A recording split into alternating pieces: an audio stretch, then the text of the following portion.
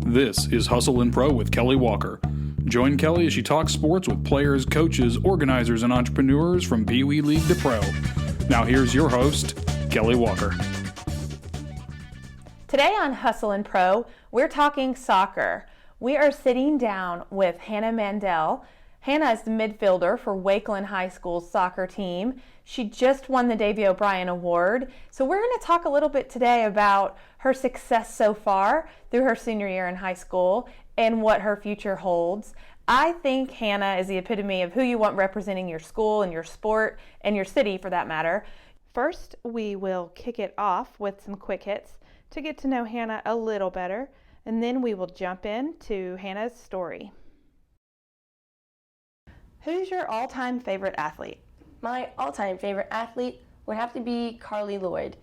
And that's kind of cliche, but I read her autobiography about her sports career, and it was insanely interesting of how much failure she has had to go through. Like, obviously she made the national team, but the coach didn't like her. She wasn't played. She wasn't given the respect she deserved. So she grinded every day. She had her workouts listed. They were grueling. And I just have so much respect for where she is now versus where, like, the opportunity she was given and how she was perceived. I love her too. What about all-time favorite team? I don't really follow too many, like, national sports, but I might get some hate for this, but I love the Patriots just because it's a family and lineage thing.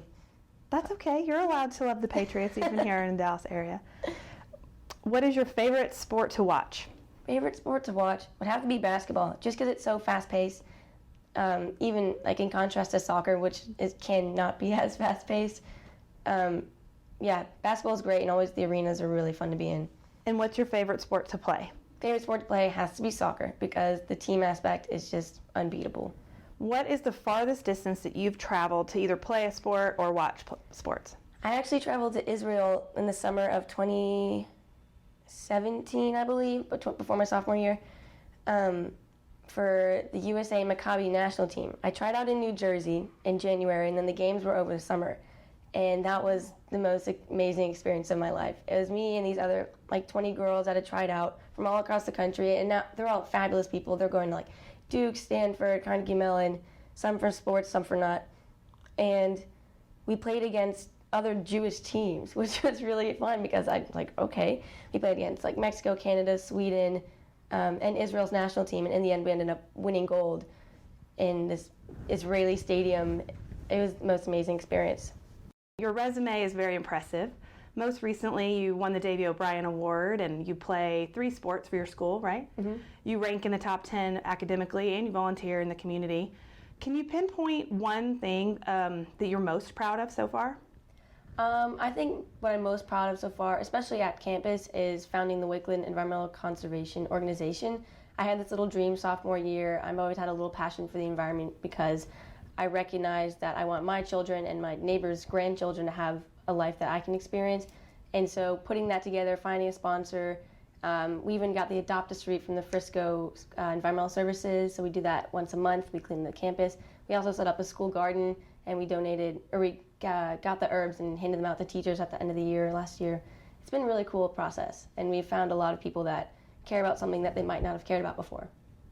What about pinpointing the toughest thing that it was to achieve? To the Eco Club? No, just overall, and everything you've done in the last several years.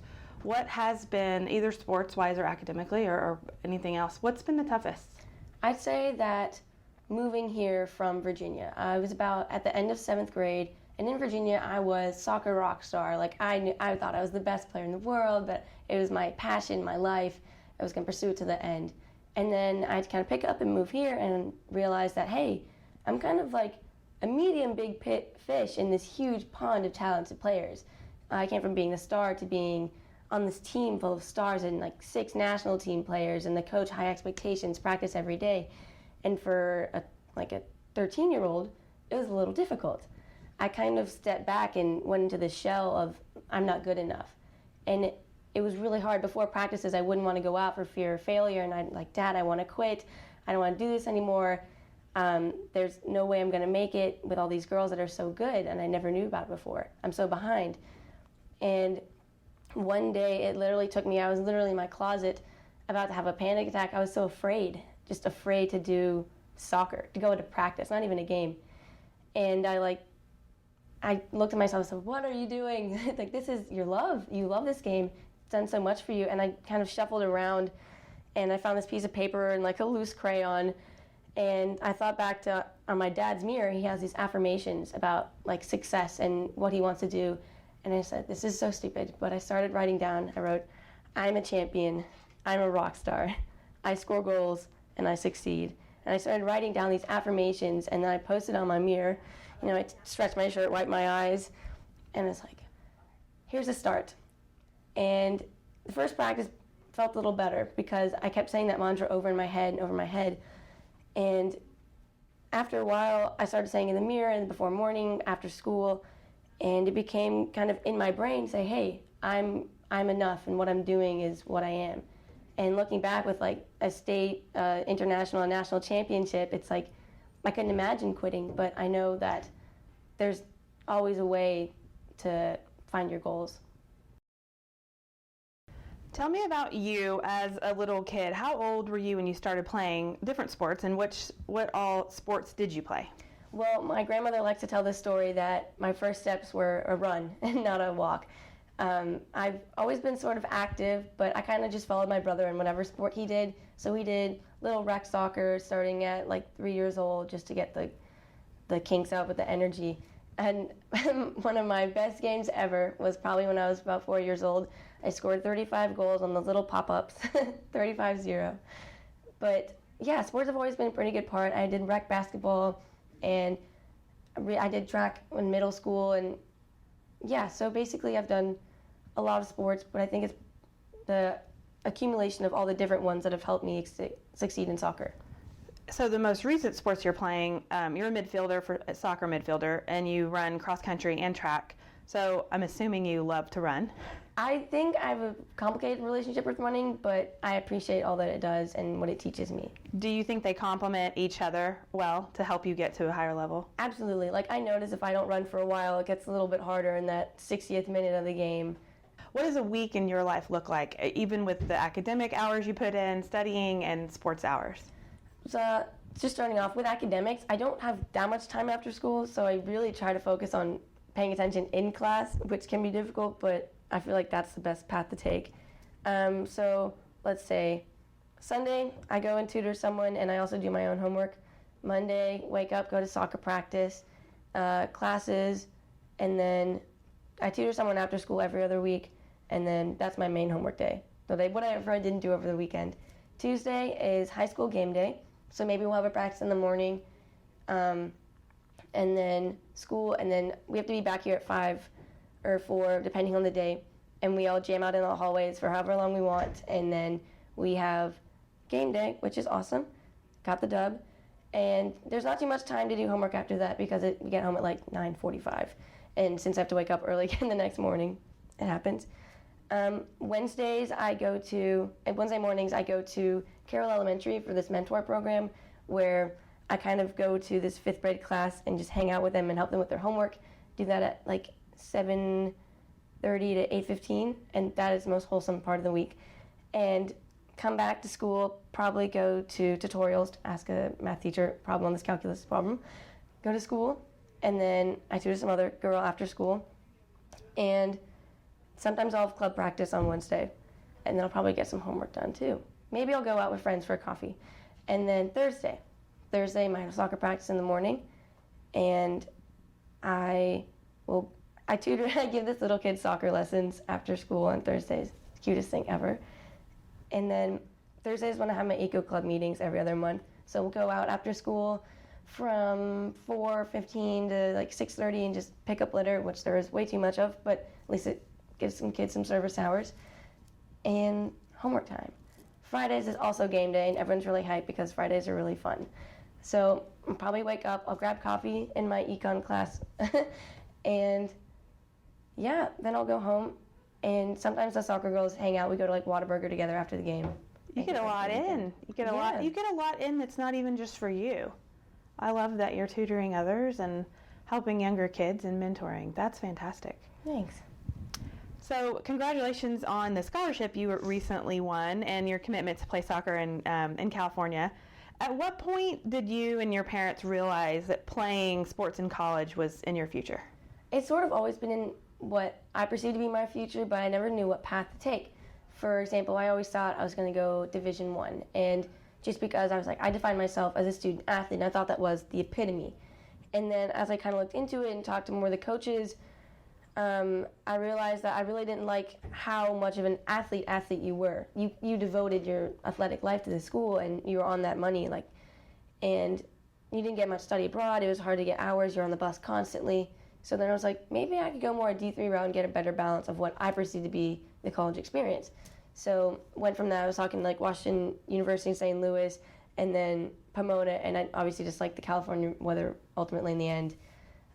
But yeah, my dad was kind of taken aback when I said I wanted to go D3. He's like, okay, just because I guess that fatherly pride of having the name brand, which I think myself I've gotten over too.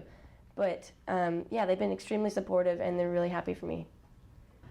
Are there any special coaches who gave you just the right nudges along the way that you will remember as you move on to college? Yeah, I was thinking about all the coaches, and they're the ones that have helped me through thick and thin, and they're the ones that kind of made me figure it out on my own. And each of them has contributed to my success. But especially here at Wakeland, the coaching staff is unbelievable. For cross country and track, we have Coach Enright, Coach Tidwell, who are literally the most dedicated people I could meet. Coach Enright woke up once at 4 a.m. and he didn't have a car, so he biked to campus because I had a flight at 7 a.m., but I still wanted to get in the workout. I literally biked 20 miles to campus, ran the 400-meter workout with me. Just selfless guy. And he has 4 kids at home and a puppy and a wife. Wow. And he just dedicates his life and to the kids at the school. And then Coach Tidwell, of course, plans everything down to the minute. He lets us know the plans, expectations, motivation, creates the cutest little t-shirts for all the meets. But they're the greatest team, and Tidwell was even my geography teacher, and just the way that they treat others and have devoted their life to service for the school is unbelievable. And then in soccer, we have Coach Corey, who last year retired, and we won state for him, which was an unbelievable story on its own. But he showed me kind of the rags to riches kind of story. He was an immigrant, and he came here, made his name, went to the NFL for a little bit, and he always greeted us with a smile, which I think he showed me kind of the love part of soccer. And now we have Coach Langford and Coach Medlin that are just solid coaching staff. Keep us accountable, let us know our jobs, keep us motivated, and want to play for each other, and it's beautiful. Yeah, and then my club coaches as well, that obviously it's their job, but they show us that we are humans, and they strive for success in college, and they keep in touch with us. I think it's different, though, the club coaches versus teachers you have here on campus, that you're around every day, and you see more into their daily life. And like you said, you see the sacrifices that they make for you, and it makes an impact on you. Absolutely. I mean, they are probably my biggest role models just because how much I see them, but also just this continuous selfless acts for others. As you wrap up your high school in the next couple of months and head off to college, what are your plans and goals that you have for yourself in college and beyond that? I have a little list of goals I would like to achieve. First off, I would like to learn a musical instrument, which I'm excited about because I think, like sports, music is kind of a way for humans to come together and transcend race, socioeconomic status, background. It's just kind of a way to connect as a human. And additionally, I want to learn Spanish again. I have learned up to level 3, but haven't learned it past 2 years because when I want to pursue kind of maybe an environmental policy path, there's a lot that goes into, obviously, with South America and the Amazon and kind of working between countries there. Finally, lofty goal, but when I was talking to Washington University, St. Louis, they had a girl that had won this last year, and I was like, okay, didn't know that was a thing, but that sounds cool. The NCAA Woman of the Year, or I don't even think she was woman, she was Person of the Year. Oh. It was with sports and academics and extracurriculars, just kind of an accumulation, say, hey, this person is an awesome person. And I think that's a cool thing to strive for because obviously I don't look for the titles. With Davey O'Brien, it's one of the first times I've been kind of recognized with a title, but I think it's also a nice way to say a little pat on the back sometimes for a lot of work that you've done. All the balance that you have between volunteering and school and sports, do you think that having that many different things to focus on has actually made you a better student athlete? The reason I ask that is, do you see kids around you that focus solely on one sport so intensely that they may see burnout, or it's just all that they're, grasping to? Mm-hmm. Yeah, I was definitely about to say, like, with the soccer and with the cross country, I've even had moments of like self-doubt and failure, and it kind of makes me take a step back and say, well, look at all these other things I can do for myself and for the community that give me worth. Like, if I mess up a pass, I can feel terrible about it, but I can also say, I helped make that person's life better today. So it does give me a full circle perspective on sports and its role in my life, and how I can use it to like contribute to others, because as an athlete, sometimes, especially in Texas, you're kind of given this role, say, hey, they do this too. And people look at you, they have a opportunity to look at you as someone because you're in the spotlight a little bit more. So I kind of use the sports as the way to transfer the things that I do into people's viewpoint, if that makes sense. So yeah, definitely helps me without burning out. And that's what the D1 thing too. I was like, I don't want to just focus on that. Give me a little wholesome round experience. That's very wise for you to see that as young as you are. Well, you're fantastic. You're amazing. And I'm proud of you, and I can't wait to see what you do in these next several years. Good luck at school and with soccer and all the things you're going to go on and do.